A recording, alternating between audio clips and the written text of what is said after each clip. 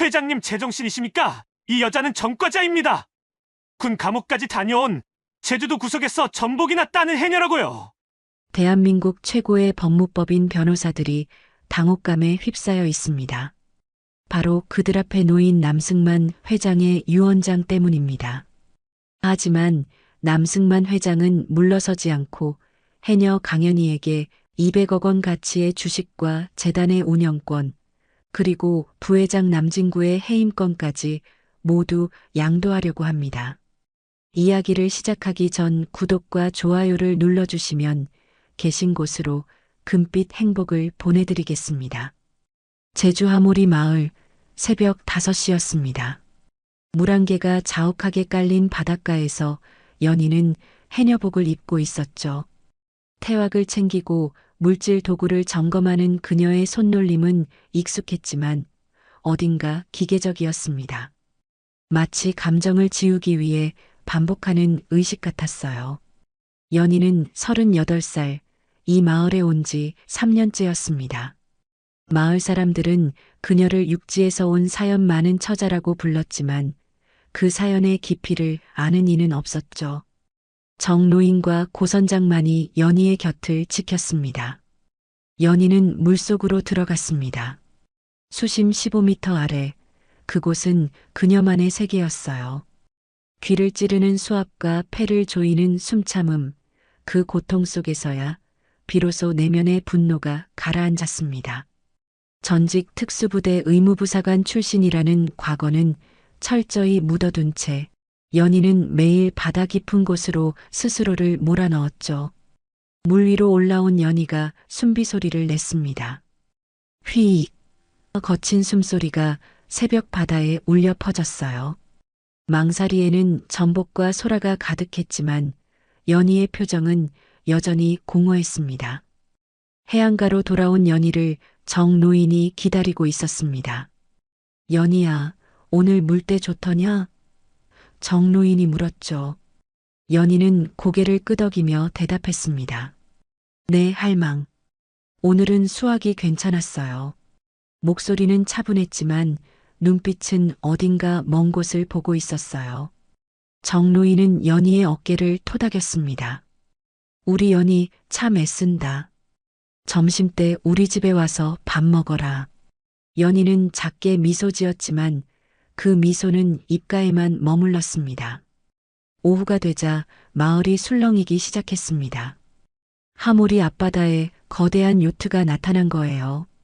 하얀 선체에 금색 로고가 번쩍이는 그 요트는 이 평화로운 어촌 마을과는 전혀 어울리지 않았습니다.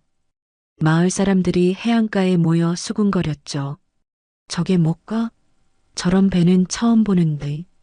재벌들이 놀러 온 게 아니겠어? 연희도 멀리서 그 요트를 바라봤습니다. 가슴 한쪽이 불편하게 조여왔어요. 본능적으로 느껴지는 불길한 예감이었죠. 요트 위에서는 샴페인을 터트리는 소리가 들렸습니다.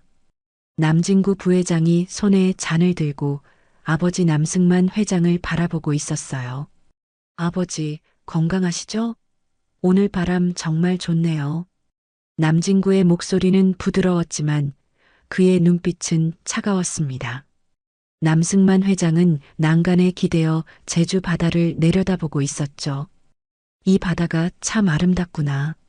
내 어머니가 좋아했던 곳이지. 남진구의 입꼬리가 비틀어졌습니다. 그는 재킷 안주머니에 손을 넣었어요. 그곳에는 태성그룹 문양이 새겨진 만년필이 들어 있었습니다. 아버지, 이제 편히 쉬실 시간이에요.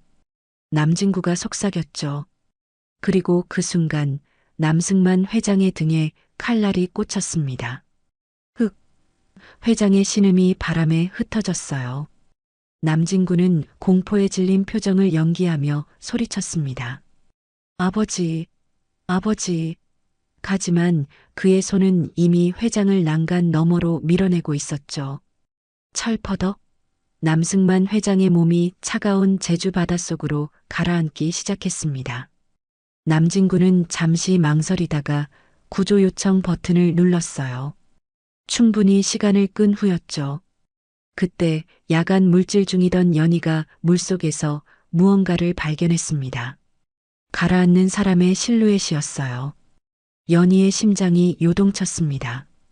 그녀는 주저없이 깊은 곳으로 헤엄쳐 들어갔죠. 수심 20m, 남승만 회장의 손을 잡았습니다. 연희는 이를 악물고 회장을 끌어올렸어요. 폐가 터질 것 같았지만 멈출 수 없었습니다. 수면 위로 올라온 연희는 필사적으로 해안으로 헤엄쳤죠. 회장의 복부에서 피가 흘러나오고 있었어요. 연희는 재빨리 회장의 상처를 확인했습니다. 그리고 복부에 박힌 만년필을 발견했죠. 태성그룹 문양이 선명했습니다. 이건 연희는 만년필을 재빨리 빼내어 주머니에 숨겼어요. 본능적으로 이게 증거라는 걸 알았습니다. 연희는 회장을 자신의 돌담집으로 옮겼습니다. 시간이 없었어요. 그녀는 군 시절 배웠던 응급처치 기술을 총동원했죠. 소독약 냄새가 방 안에 퍼졌고 연희의 손은 정확하게 움직였습니다. 살아야 해. 반드시. 연희의 이마에 땀이 흘러내렸지만 손은 전혀 떨리지 않았어요. 군 의무부사관 시절의 본능이 되살아난 거였죠. 몇 시간의 사투 끝에 회장의 호흡이 안정되었습니다. 연희는 그제야 긴 한숨을 내쉬었어요. 창밖으로 새벽빛이 들어오고 있었습니다. 평온했던 제주 하모리 마을에 거대한 폭풍이 몰려오고 있었죠. 연희의 돌담집, 아침 7시에 남승만 회장이 천천히 눈을 떴어요. 낯선 천장, 낯선 방, 낯선 냄새였죠. 그는 몸을 일으키려다 복부의 통증에 신음을 냈습니다. 연희가 재빨리 다가와 그를 막았어요. 움직이지 마세요. 상처가 벌어져요. 하지만 회장은 연희를 보자마자 눈이 커지더니 갑자기 벌벌 떨기 시작했죠. 회장은 방 구석으로 기어가듯 물러나며 웅크렸는데 마치 겁에 질린 어린아이 같았어요. 연희는 그 모습에 가슴이 철렁했습니다. 죽은 동생이 악몽에 시달리던 모습과 똑같았거든요. 연희가 부드럽게 진정시키려 했지만 회장은 계속 떨었습니다. 여기가 어디예요? 저는 누구죠? 회장의 목소리가 갈라지자 연희는 직감했죠. 전행성 기억상실이었습니다. 연희가 천천히 생각해 보라고 했지만 회장은 머리를 움켜쥐었습니다. 아무것도 기억이 안 나요. 그의 눈에서 눈물이 흘러내렸어요. 연희는 조심스럽게 다가가 물 한 잔을 건넸죠. 회장은 떨리는 손으로 물잔을 받고는 연희의 옷자락을 꼭 붙잡았습니다. 저를 버리지 마세요. 어린아이 같은 목소리였어요. 연희의 가슴 한쪽이 뜨거워졌는데 동생이 마지막으로 했던 말과 똑같았거든요. 버리지 않아요. 약속해요. 연희가 대답하자 회장은 그제야 조금 안정되었어요. 오전 10시 정노인이 연희의 집 문을 두드렸습니다. 연희야, 어젯밤에 무슨 일 있었어? 마을에서 난리도 아니여. 연희는 재빨리 회장을 안방에 숨기고 문을 열었어요. 정노인은 요트에서 재벌 회장이 바다에 빠졌는데 아직도 못 찾았다고 전했습니다. 연희는 침착하게 안 됐다고 대답했죠. 그나저나 연희야, 안에 누구 있어? 정노인이 방안을 기웃거렸어요. 연희는 자연스럽게 웃으며 어제 물질하다 허리를 다쳐서 누워 있었다고 둘러댔습니다. 정노인이 약초를 다려주겠다고 했지만 연희는 많이 나았다며 정중히 거절했어요. 정노인을 돌려보낸 후 연희는 안방으로 들어갔습니다. 회장은 이불 속에 숨어 있다가 조심스럽게 고개를 내밀었어요. 자기 때문에 거짓말을 했다며 미안해하는 눈빛이었죠. 연희는 이게 거짓말이 아니라 그를 지키는 거라고 말했습니다. 연희가 회장에게 죽을 떠먹이자 회장은 아이처럼 순순히 입을 벌렸어요. 맛있어요. 선생님은 참 따뜻한 사람 같아요. 그 말에 연희는 잠시 숟가락을 멈췄는데 따뜻한 사람이라는 말을 들어본 게 얼마 만인지 모르겠었거든요. 오후 2시 마을 입구에 검은 SUV 세대가 들어왔습니다. 태성그룹 로고가 선명했죠. 남진구가 차에서 내려 눈가를 붉게 하고 마을 사람들 앞에 섰어요. 아버지를 찾아야 합니다. 제발 도와주십시오. 바로 자신의 아버지를 다치게 하고 바다로 떠민 장본인 남진구였죠. 마을 사람들은 그의 모습에 안타까워하며 수군거렸습니다. 아이고, 저 양반 참 효성이 지극하구만. 아버지 잃어버리고 얼마나 속상하겠어. 하지만 최장의 배에 꽂혀있던 만년필을 받던 연희는 이대로 회장을 이들에게 내어주어서는 안 될 것 같다는 예감이 들었어요. 남진구는 사설 수색팀을 마을 곳곳에 배치했어요. 그들은 외지인의 집을 중점적으로 수색하기 시작했죠. 연희의 집도 예외가 아니었습니다. 저녁 6시 수색팀이 연희의 대문을 두드렸어요. 연희는 침착하게 문을 열었습니다. 수색팀원이 어젯밤에 이상한 사람을 본 적 없냐고 물었어요. 연희는 고개를 저으며 어제 일찍 잤다고 대답했죠. 수색팀원이 집안을 확인해도 되겠냐고 물었습니다. 안으로 들어오려는 순간 연희가 팔을 벌려 막았어요. 영장 있으세요? 연희의 목소리가 낮아졌죠. 수색팀원은 당황하며 실종자를 찾는 거라고 둘러댔지만 연희는 단호하게 말했습니다. 영장 없으면 들어올 수 없어요. 사유재산 침해예요. 연희의 눈빛이 날카로워졌어요. 수색팀원들은 어쩔 수 없이 물러났는데 연희는 이들이 곧 다시 올 거라는 걸 알았습니다. 밤 10시 연희는 회장의 펜던트를 자세히 살펴봤습니다. 작은 칩이 내장되어 있었어요. 연희는 오래된 노트북을 꺼내 칩을 연결했죠. 암호화된 파일들이 나타났고 연희의 손가락이 키보드 위를 빠르게 움직이며 군 시절 배운 해킹 기술을 발휘했어요. 1시간 후 파일이 열렸습니다. 그리고 연희는 믿을 수 없는 내용을 발견했죠.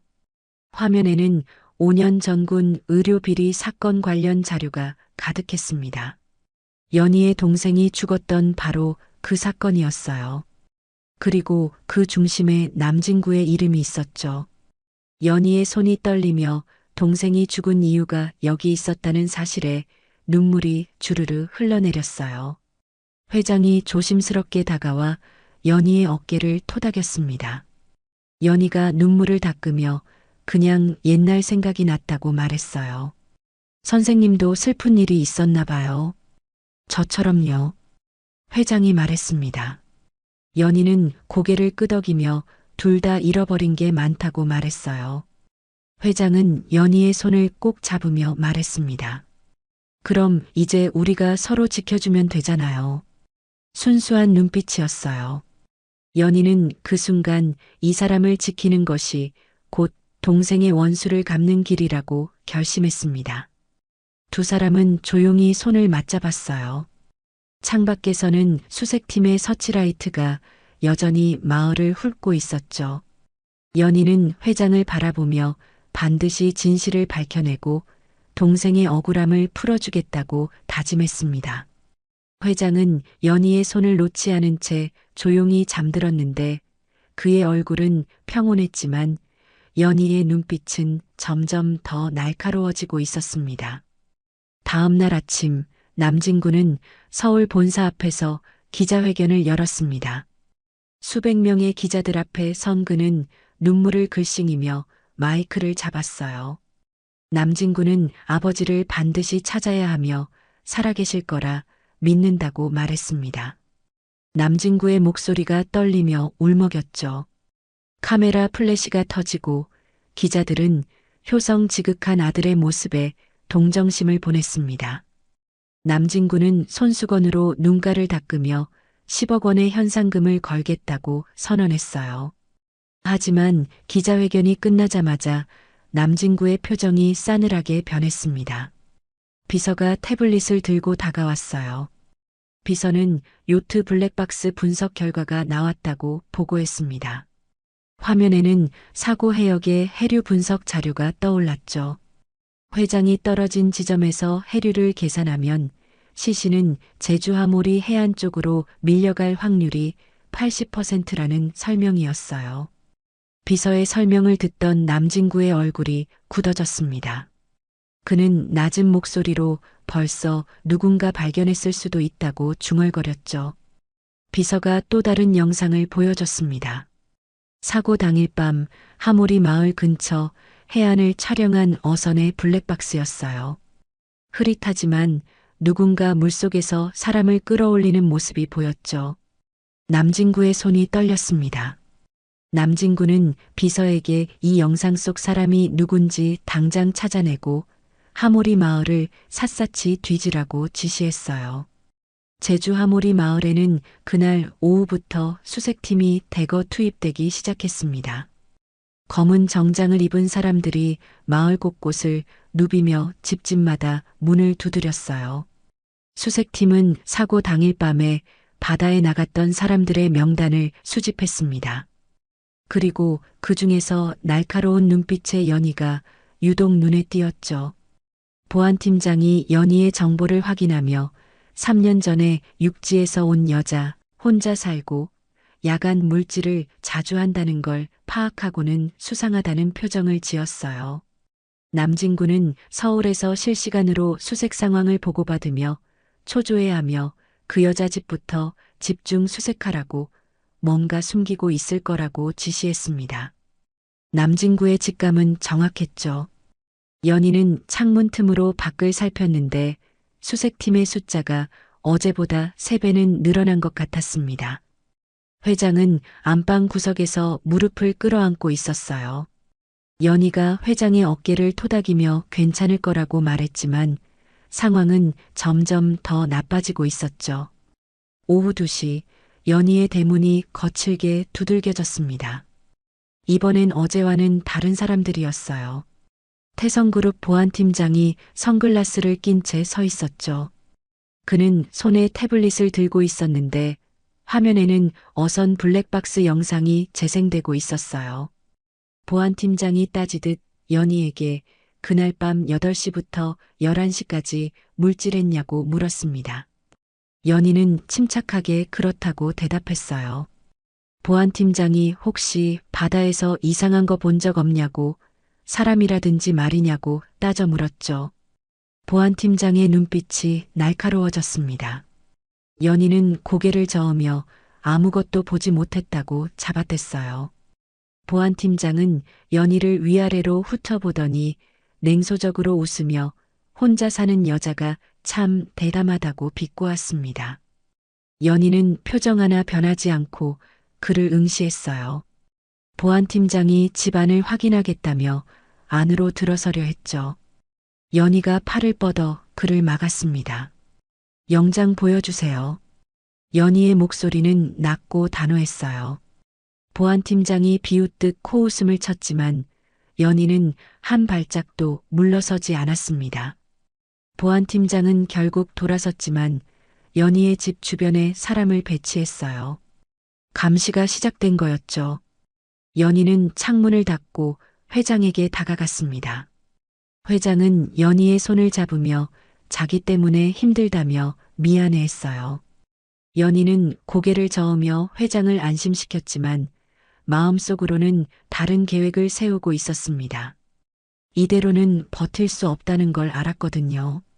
밤 11시 연희는 집 주변을 정찰했습니다. 수색팀 3명이 교대로 집을 감시하고 있었어요. 연희는 특수부대 시절의 기술을 떠올렸죠. 그녀는 지하실로 내려가 오래된 군용 장비 상자를 꺼냈습니다. 상자 안에는 연막탄, 섬광탄, 그리고 간이 통신 방해 장치가 들어 있었어요. 연희는 냉정하게 작전을 구상했습니다. 그리고 자신을 찾아온 고선장에게도 상황을 말하고 미리 도움을 요청했어요. 새벽 4시 연희는 방독면을 쓰고 집 밖으로 나갔어요. 수색 팀원들이 졸고 있는 틈을 타 연막탄을 터뜨렸죠. 하얀 연기가 순식간에 마을을 뒤덮었습니다. 수색팀원들이 당황하며 뒤로 물러났죠. 수색팀은 본부에 보고하느라 혼란스러워했고 연희는 그 틈에 회장을 데리고 뒷산으로 이동했습니다. 산속 깊은 곳에는 연희가 미리 준비해둔 비밀 창고가 있었어요. 오래된 군용 벙커를 개조한 곳이었죠. 연희는 회장을 창고 안으로 안내했습니다. 회장은 어둡고 좁은 공간에 불안해했지만 연희의 손을 꼭 잡고 있었어요. 연희가 랜턴을 켜자 창고 안이 은은하게 밝아졌습니다. 비상식량과 물, 그리고 응급 의료 장비가 준비되어 있었죠. 여기서 며칠만 버티면 돼요. 연희가 회장에게 말했어요. 회장은 고개를 끄덕이며 연희를 믿는다는 눈빛을 보냈습니다. 한편 정노인과 마을 해녀들은 연희가 위험에 처한 것을 알고 돕기 위해 움직였어요. 수색팀이 산으로 가려 하자 해녀들이 길을 막고 섰죠. 해녀들은 여기는 자기들 밭이니 못 지나간다고 산에 멧돼지 덫이 있으니 조심하라고 경고했어요. 해녀들의 방해로 수색팀은 산속 깊이 들어가지 못했습니다. 고 선장은 칠성호를 몰고 제주 해안가를 순찰하며 탈출 경로를 확보했어요. 연희는 창고에서 노트북을 꺼내 펜던트 칩에서 얻은 정보를 분석하며 남진구가 얼마나 많은 비리를 저질렀는지 확인했어요. 군 의료 장비 납품 비리, 병사들 대상 불법 약물 실험, 그리고 연희의 동생을 포함한 희생자 명단까지 전부 있었죠. 연희의 눈빛이 차갑게 변했습니다. 어르신, 지금 어떻게 이런 상황까지 오게 되었는지는 잘 모르지만 지금 정확히 말해줄 수 있는 건 어르신의 아들이 나쁜 짓을 저지른 사람이라는 건 확실해요. 어르신의 기억만이 모든 상황을 해결살 수 있어요. 회장이 연희의 어깨 너머로 화면을 보더니 충격받은 표정을 지었어요. 이게 정말 제 아들이 한 일인가요? 회장이 떨리는 목소리로 물었습니다. 연희는 고개를 끄덕였죠. 회장은 주먹을 불끈 쥐었지만 여전히 기억이 돌아오지 않아 괴로워했어요. 그날 저녁 남진구는 연희의 신상을 파악했습니다. 사설 탐정을 고용해 연희의 과거를 캐낸 거였죠. 남진구는 연희가 3년 전 군 의료사고로 동생을 잃은 전직 의무부사관이라는 사실을 알아냈어요. 그 순간 모든 퍼즐이 맞춰졌죠. 남진구는 의무부사관 출신이면 응급처치가 가능하다며 이 여자가 아버지를 건졌을 수도 있다고 중얼거렸습니다. 남진구의 목소리에 불안과 분노가 뒤섞였어요. 만약 아버지가 살아있다면, 자신을 찌른 순간을 기억한다면 모든 게 끝장나니까요. 그는 비서에게 냉정하게 지시했습니다. 이 여자가 아버지를 숨기고 있을 가능성이 높으니 아버지 납치범으로 조작해서 전국에 수배령을 내리라고 명령했죠. 완벽하게 범죄자로 만들어 입을 막으려는 거였습니다. 비서가 고개를 숙이며 명령을 받았어요. 다음 날 아침 뉴스에서 연희의 얼굴이 대문짝만하게 나왔습니다. 재벌 회장 납치 및 살해 용의자로 전직 군인 강연희 씨가 지목되었습니다. 앵커의 목소리가 차갑게 울려 퍼졌어요. 연희는 순식간에 납치범이자 살인마가 되어버렸습니다. 창고 안에서 휴대폰으로 뉴스를 본 연희는 씁쓸하게 웃었어요. 하지만 포기할 수 없었죠. 회장은 연희의 긴장한 손을 잡으며 물었습니다. 내가 나쁜 짓을 해서 선생님이 이렇게 힘든 거예요? 순수한 눈빛이었어요. 연희는 회장의 손을 꼭 잡으며 대답했습니다. 아니요. 당신은 곧 누군가의 영웅이 될 거예요. 연희의 목소리는 단호했죠. 밤 10시 남진구는 마을 봉쇄령을 내렸습니다. 거대 보안팀이 마을 입구를 완전히 차단했어요. 이제 마을 사람들도 함부로 드나들 수 없게 되었죠. 남진구는 헬기를 타고 제주에 직접 내려왔습니다. 그는 마을 회관에 임시 본부를 차리고 수색을 총지휘하기 시작했어요.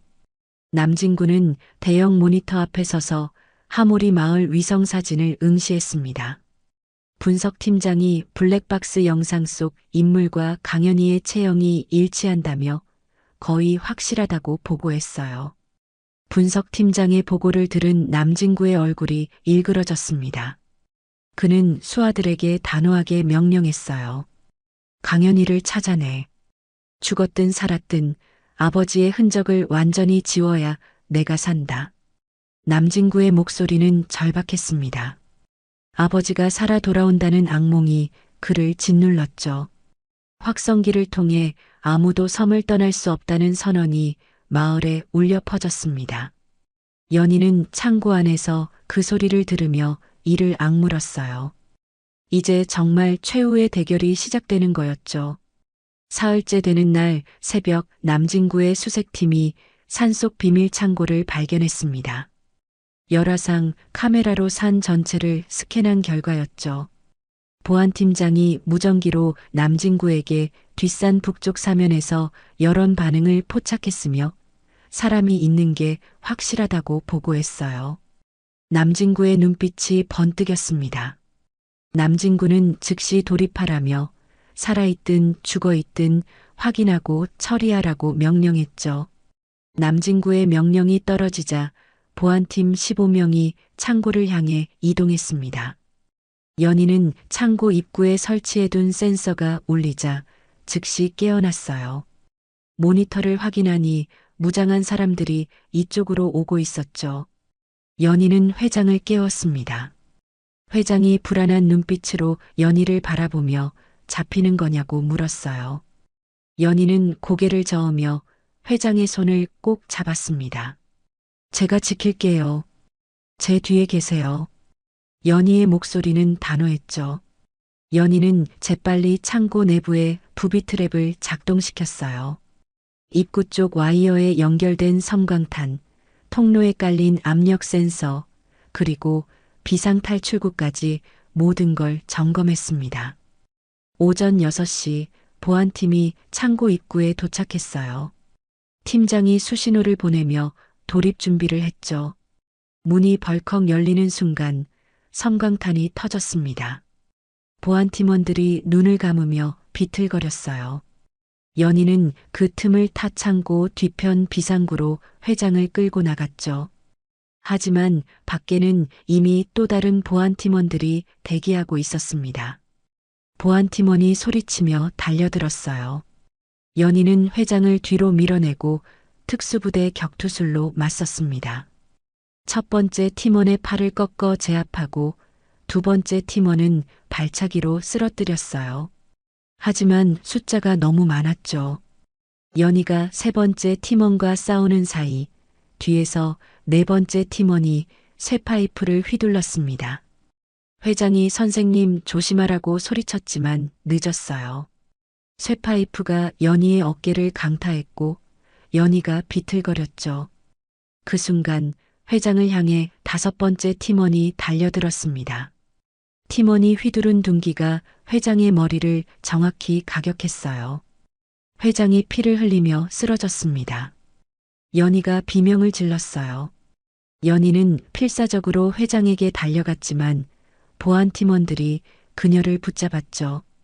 연희가 발버둥쳤지만 소용없었습니다.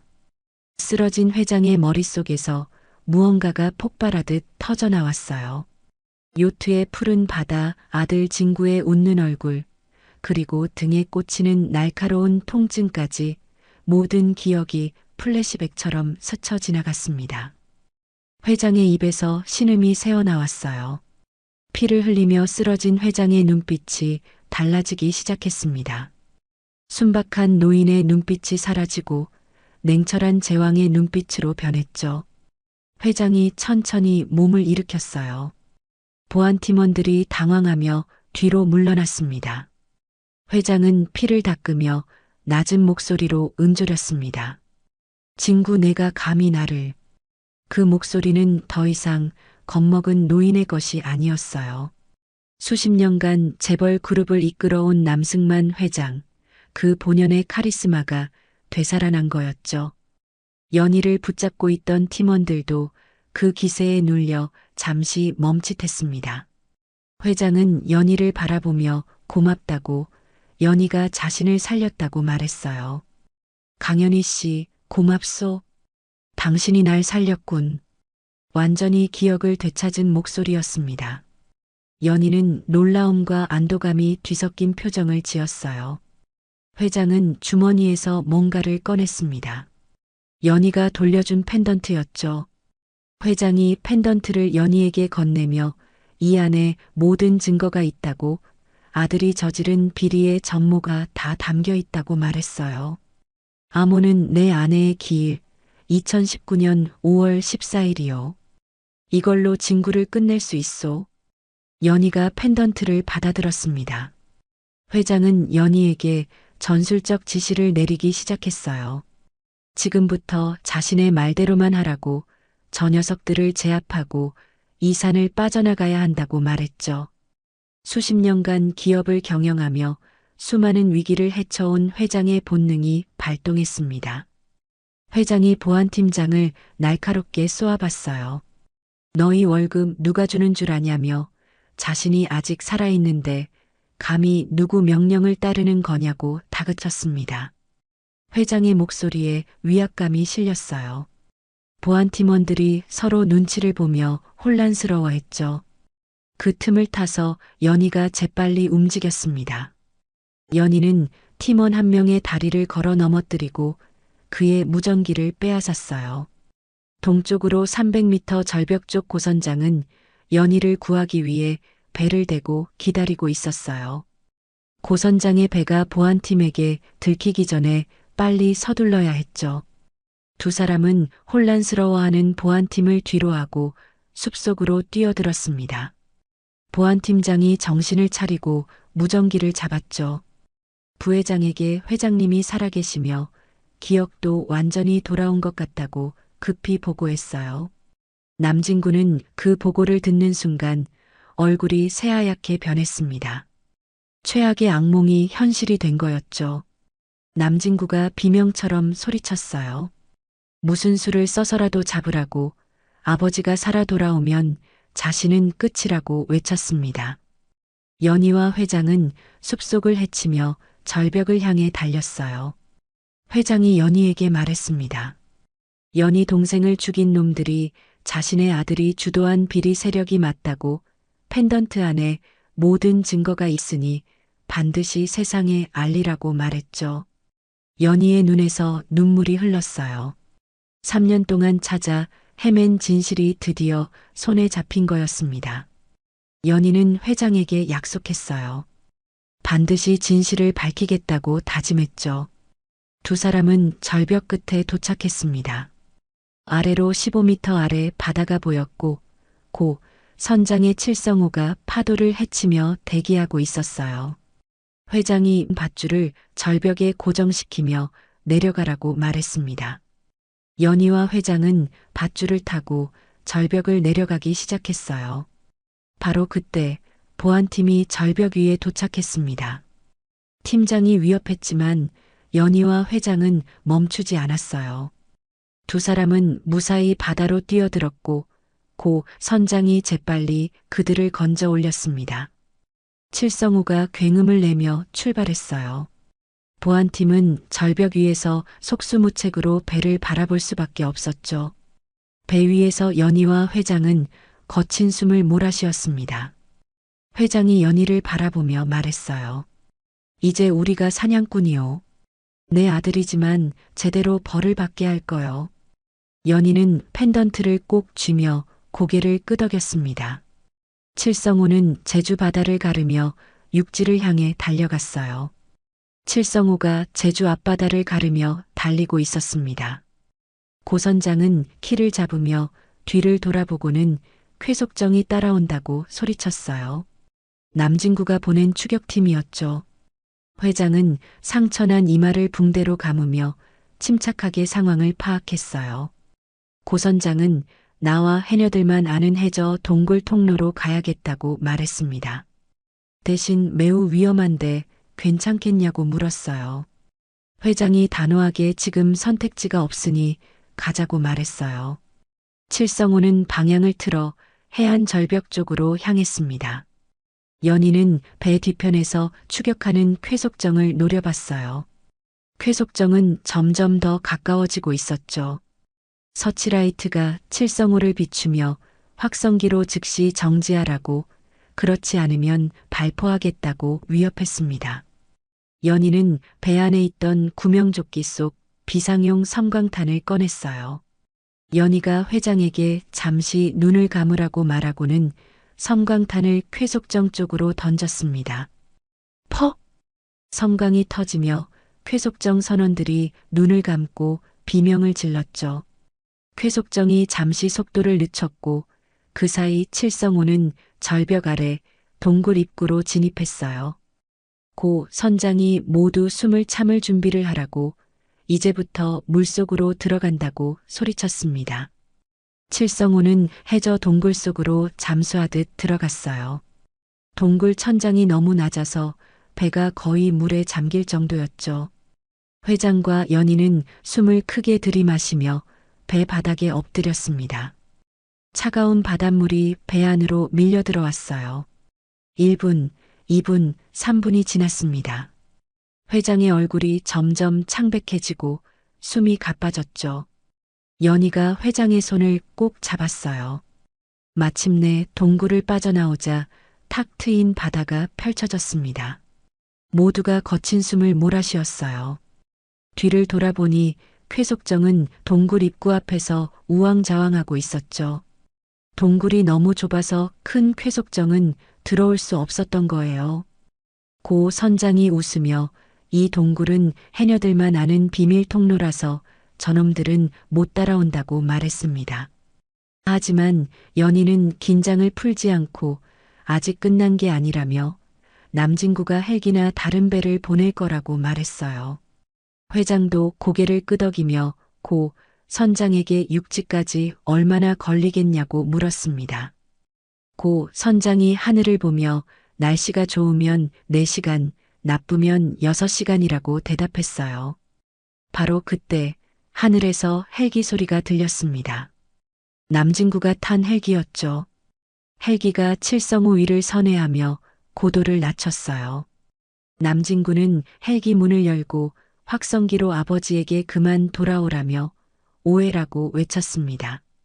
회장은 차갑게 하늘을 올려다보며 소리쳤어요. 진구야, 넌 이미 끝났다.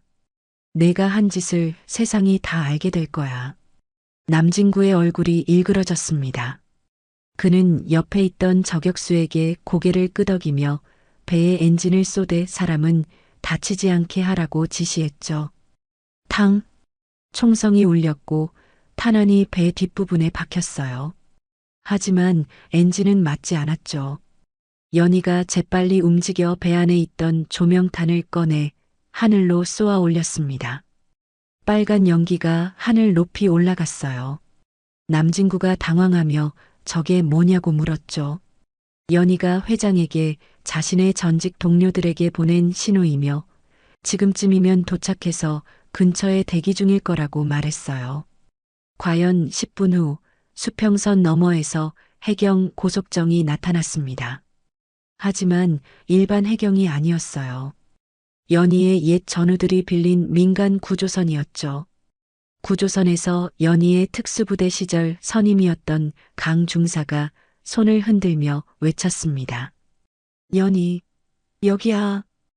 헬기가 더 이상 공격할 수 없게 되자 남진구는 이를 갈며 헬기를 돌렸어요. 칠성호와 구조선이 나란히 항해했습니다. 강 중사가 연희에게 괜찮냐고 뉴스에서 살인범이라고 하던데 말도 안 된다고 말했어요. 연희는 고마움에 눈시울이 붉어지며 진실을 밝힐 증거가 있다고 대답했죠. 회장이 연희의 어깨에 손을 올리고 육지에 도착하면 전 재산을 동원해서 동생 사건의 진실을 밝히겠다고 약속했습니다. 연희가 펜던트를 꺼내 보였어요. 회장님, 이 안에 모든 증거가 있어요. 남진구의 비리뿐만 아니라 3년 전군 의료사고의 진실까지요. 회장이 펜던트를 받아들며 아들이 얼마나 많은 사람들을 희생시켰는지 이젠 모두 밝혀져야 한다고 말했어요. 폭풍우가 몰려오기 시작했습니다. 하늘이 어두워지고 파도가 거세졌어요. 고 선장이 키를 잡으며 모두 꽉 잡으라고 폭풍이 지나갈 때까지 버텨야 한다고 소리쳤습니다. 배가 파도에 심하게 흔들렸어요. 회장이 비틀거리자 연희가 재빨리 붙잡았죠. 회장은 연희의 강인한 모습을 보며 감탄하며 말했습니다. 당신은 정말 대단한 사람이요. 내가 딸이었다면, 정말 당신 같은 사람이라면 너무 좋을 것 같아요. 연희는 그 말에 가슴이 뭉클했어요. 아버지라는 존재가 그리웠던 연희에게 회장의 말은 특별했죠. 연희도 회장님이 자신에게는 아버지 같다고 말했습니다. 두 사람은 폭풍우 속에서 서로를 지탱하며 버텼어요. 3시간의 사투 끝에 배는 육지의 비밀 항구에 도착했어요. 강 중사가 준비해둔 차량이 대기 중이었죠. 강 중사가 연희에게 말했습니다. 연희야, 이 차 타고 서울로 가. 내 친구가 안전가옥을 준비해뒀어. 회장과 연희는 차에 올랐어요. 차가 출발하기 직전 연희는 고 선장에게 손을 흔들며 외쳤습니다. 선장님, 정말 고마워요. 고 선장이 씩 웃으며 엄지를 치켜 세우고는 말했죠. 연희야, 꼭 이기고 돌아와라. 차는 밤길을 달려 서울로 향했어요. 회장은 차 안에서 연희에게 내일 아침 직접 검찰청에 출두해서 진구가 저지른 모든 범죄를 고발하겠다고 말했습니다. 연희도 함께 가겠다며 동생의 억울함을 반드시 풀어야 한다고 말했죠. 회장은 연희의 손을 꼭 잡으며 함께 싸우면 반드시 이길 수 있다고, 진실은 언제나 승리한다고 다짐했어요. 차창 밖으로 서울의 불빛이 보이기 시작했습니다. 이제 정말 최후의 결전이 코앞으로 다가온 거였죠. 연희는 펜던트를 꼭 쥐며 동생의 얼굴을 떠올렸어요. 이제 곧 동생의 억울함을 풀어줄 수 있다고 속으로 말했습니다. 회장도 창밖을 바라보며 생각했어요. 자신이 키운 아들이 괴물이 되어버린 현실이 비통했지만 이제는 바로잡아야 할 때였죠. 차는 새벽 서울 거리를 달려 안전가옥으로 향했습니다. 서울중앙지검 앞 이른 아침이었습니다. 수백 명의 기자들이 카메라를 들고 건물 입구를 에워쌌어요. 남승만 회장이 살아 돌아왔다는 속보가 전국을 뒤흔들었거든요.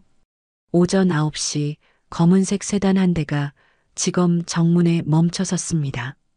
차 문이 열리고 남승만 회장이 천천히 내렸어요. 이마에는 아직 붕대가 감겨 있었지만 그의 눈빛은 강철처럼 날카로웠죠. 연희가 회장 옆에 서서 함께 계단을 올랐습니다. 기자들이 일제히 플래시를 터뜨리며 질문을 쏟아냈어요. 회장님이 어디 계셨냐고, 남진구 부회장이 납치했다는 게 사실이냐고 물었죠.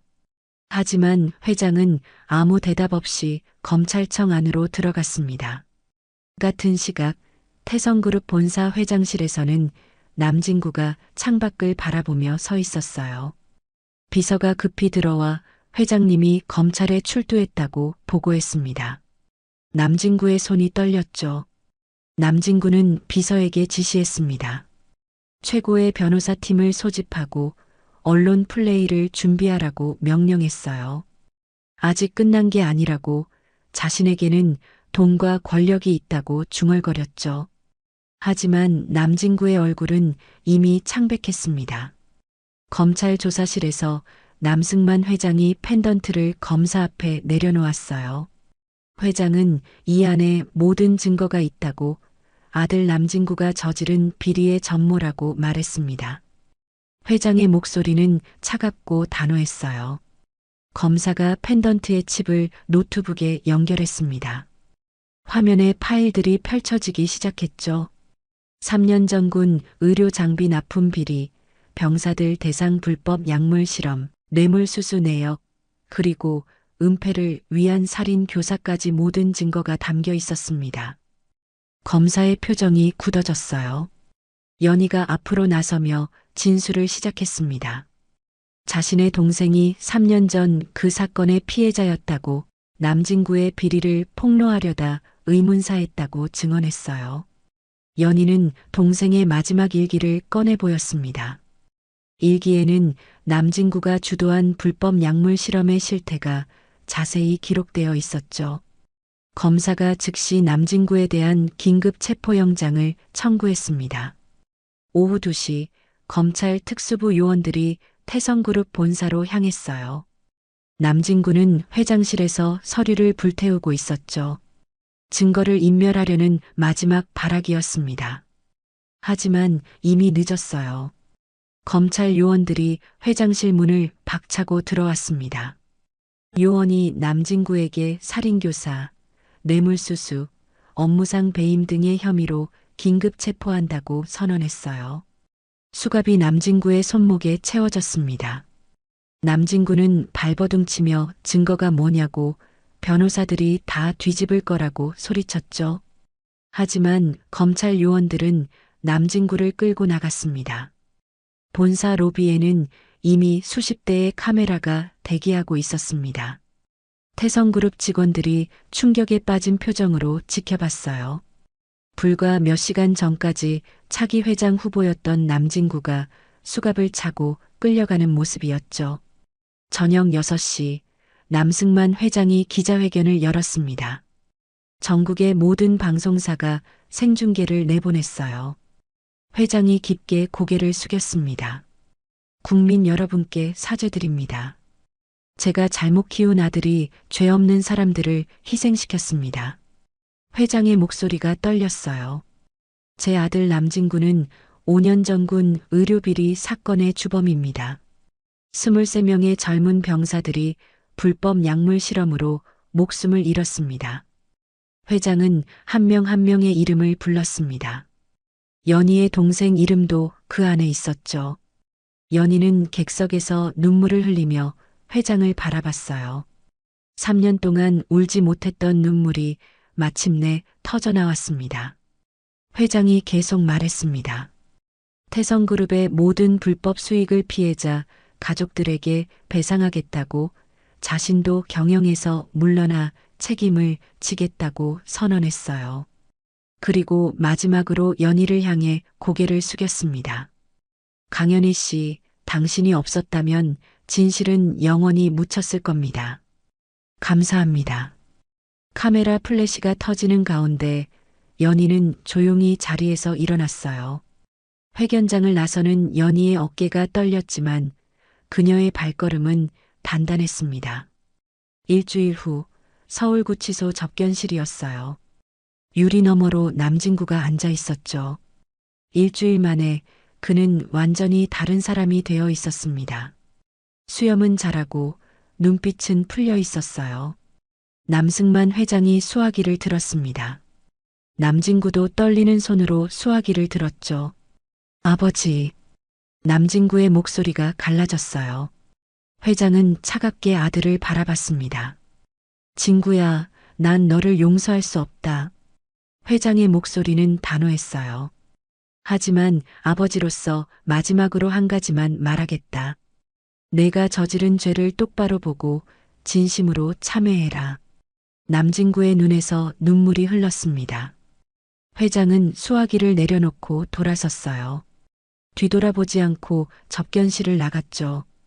그날 저녁 연희는 제주 하모리 마을로 돌아왔습니다. 정노인과 마을 해녀들이 연희를 반갑게 맞이했어요. 연희야, 잘했어. 우리 마을의 자랑이라오. 정노인이 연희의 손을 꼭 잡았습니다. 연희는 마을 사람들에게 고맙다고 인사했어요.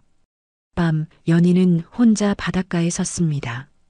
손에는 동생의 사진이 들려 있었어요.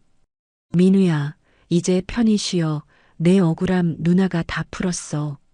연희가 사진을 가슴에 안으며 중얼거렸습니다. 파도가 밀려왔다 밀려가며 연희의 발을 적셨어요. 하늘에는 별이 총총히 빛나고 있었죠. 연희는 깊은 숨을 들이마셨습니다. 5년 만에 처음으로 가슴이 후련해지는 느낌이었어요. 다음 날 아침 연희는 다시 물질복을 입고 바다로 나갔습니다. 파도를 헤치고 들어가는 연희의 뒷모습은 평온했어요. 진실을 밝혀낸 해녀는 이제 다시 바다로 돌아갔습니다. 그리고 남승만 회장은 서울의 한 요양원에서 조용히 여생을 보내기 시작했어요. 창밖을 바라보는 회장의 눈가에 희미한 미소가 떠올랐죠. 늦었지만 옳은 일을 했다는 위안이 그에게 평화를 주었습니다. 사건이 종결되고 석 달이 흘렀습니다. 남진구는 법정에서 무기징역을 선고받았어요. 군 의료 비리로 희생된 23명의 유족들은 태성그룹으로부터 정식 사과와 배상금을 받았죠. 연희는 다시 제주바다에서 평온한 나날을 보내고 있었습니다. 어느 가을날 아침 연희에게 서울에서 등기우편이 도착했어요. 발신인은 법무법인 정이었죠. 연희는 편지를 뜯어봤습니다. 편지에는 남승만 회장이 연희에게 유산을 남겼다는 내용이 적혀 있었어요. 연희는 깜짝 놀랐습니다. 회장은 이미 한 달 전에 평화롭게 눈을 감았다고 했어요. 그리고 연희에게 태성재단 이사장 자리와 회장이 가지고 있던 200억 가치의 주식을 물려준다는 거였죠. 연희는 편지를 읽으며 눈물이 났습니다. 회장의 마지막 편지가 동봉되어 있었어요. 편지에는 이렇게 적혀 있었습니다. 연희는 자신에게 자신의 평생의 은인이라고 고맙고 미안하다고. 태성재단은 군 의료사고 피해자들을 돕는 기관으로 전환될 예정이며 연희가 그 일을 이끌어주기를 바란다는 내용이었어요. 연희는 편지를 가슴에 품고 한참을 울었습니다. 일주일 후 연희는 서울로 올라갔습니다. 태성재단 사무실은 강남의 한 빌딩에 있었어요. 연희가 문을 열고 들어가자 직원들이 일제히 일어나 인사했죠. 이사장님 환영합니다. 연희는 어색하게 고개를 숙였습니다. 해녀에서 재단 이사장이 되다니 꿈만 같았어요. 비서가 연희를 이사장실로 안내했습니다. 책상 위에는 회장이 남긴 또 하나의 편지가 놓여 있었어요. 연희가 편지를 펼쳤습니다. 회장은 연희에게 당부했습니다. 재단의 첫 번째 사업으로 군 복무 중 의료사고를 당한 병사들과 그 가족들을 위한 법률지원센터를 만들라고 말이죠. 그리고 두 번째로는 군 의료 시스템 개선을 위한 정책 연구를 지원하라고 적혀 있었어요. 연희는 편지를 읽으며 결심했습니다. 회장의 뜻을 반드시 이루겠다고 다짐했죠. 그날 오후 연희는 첫 이사회 회의를 주재했습니다. 재단 이사들 앞에서 연희가 말했어요. 저는 5년 전 동생을 군 의료 비리로 잃었습니다. 이 재단은 두 번째 피해자가 나오지 않도록 그리고 이미 피해를 입은 분들이 정당한 보상을 받을 수 있도록 돕겠습니다. 연희의 목소리는 단호했습니다. 이사들이 박수를 쳤어요. 연희는 첫 사업으로 무료 법률 상담센터를 열기로 결정했죠. 그리고 군 병원 의료 실태 조사를 시작하기로 했습니다. 석 달 후 태성재단 법률지원센터가 문을 열었어요. 개소식 날 많은 유족들이 찾아왔습니다. 연희는 한 명 한 명의 손을 잡으며 힘이 되어주겠다고 약속했어요. 한 중년 여성이 연희에게 다가왔습니다. 여성은 3년 전 아들을 군 의료사고로 잃었다고 했어요. 하지만 아무도 도와주지 않아 포기했었다며 눈물을 흘렸죠. 연희가 여성의 손을 꼭 잡으며 이제 혼자가 아니라고 끝까지 함께하겠다고 말했습니다. 여성은 연희를 껴안고 한참을 울었어요. 그날 밤 연희는 사무실에서 혼자 창밖을 바라봤어요. 서울의 야경이 반짝였죠. 연희는 동생의 사진을 꺼내 들었습니다. 동생에게 말했어요. 이제 다른 사람들은 우리처럼 아프지 않게 하겠다고, 동생의 희생이 헛되지 않게 하겠다고 다짐했죠. 사진 속 동생은 여전히 환하게 웃고 있었습니다. 6개월이 지났습니다. 태성재단은 벌써 100여 건의 군 의료사고 사건을 지원했어요. 그중 60건에서 승소하거나 합의를 이끌어냈죠. 연희의 이름은 언론에 자주 오르내렸습니다. 하지만 연희는 화려한 조명보다 현장을 더 좋아했어요. 어느 주말 연희는 제주로 내려갔습니다. 하모리 마을 사람들이 반갑게 맞아줬죠. 정노인이 연희를 보더니 웃으며 말했습니다. 우리 연희, 이제 큰 사람 다 됐구만. 그래도 가끔은 바다에 나와야 제맛이지. 연희도 웃으며 대답했어요.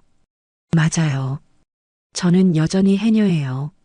다음 날 새벽 연희는 물질복을 입고 바다로 나갔습니다.